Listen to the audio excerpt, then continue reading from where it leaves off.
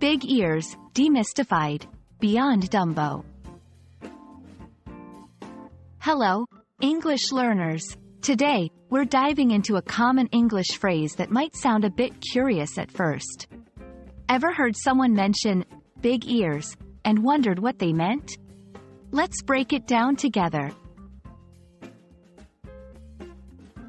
When someone talks about big ears, the first and most obvious meaning refers to the physical ears that are larger than average. Animals like elephants, especially the fictional character Dumbo, are often associated with big ears. In English, big ears is not just about the physical size of ears. It can be a metaphorical expression. 1. Listening intently. Having big ears can mean someone is a good listener or is eavesdropping.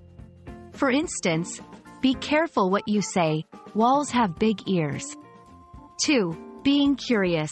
It can also imply someone is curious and always eager to learn or hear new information. In some cultures, having big ears is considered a sign of prosperity and luck. There's a belief that people with large ears will lead a life of wealth and success. Additionally, characters in stories, like Dumbo, use their big ears as a unique trait, sometimes leading to a special ability or talent. To understand the phrase better, here are some sentences. 1. My grandmother has big ears. She hears everything even if she's in another room. 2. You have such big ears. Always curious about the latest gossip, aren't you? 3.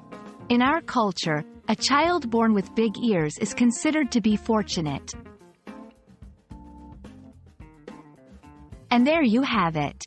The phrase, big ears, can be both literal and metaphorical in English. It's always fascinating how a simple phrase can have multiple meanings.